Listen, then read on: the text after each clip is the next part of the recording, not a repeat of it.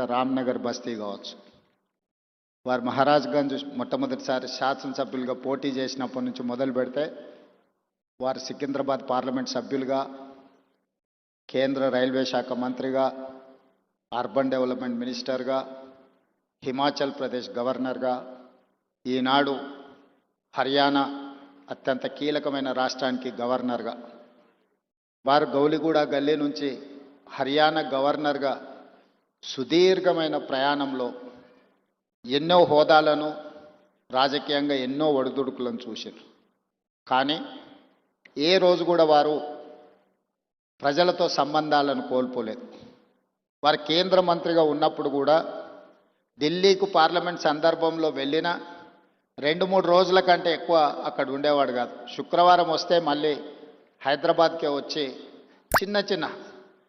చిన్న shop local corporator కూడా ప్రారంభోత్సవానికి రావడానికి వెనక ముందు చేస్తే పెద్దలు దత్తాత్రేయ గారు వచ్చి చిన్న గల్లీలలో పాండప్ప కూడా పేదవాడు ప్రారంభించుకుంటున్నంటే దత్తాత్రేయ గారు వచ్చి ప్రారంభించేవాళ్ళు.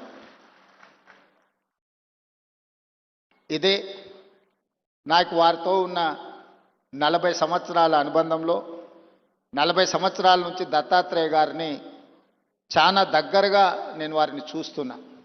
ఇంతకుముందు రాణి రుద్రమ్మ గారు చెప్పినట్టు దత్తాత్రేయ గారి కుటుంబంతో, పెద్దలు కిషన్ రెడ్డి గారి కుటుంబంతో నాకు చాలా సన్నిహిత సంబంధాలు ఉన్నాయి. అది అందరికీ తెలుసు.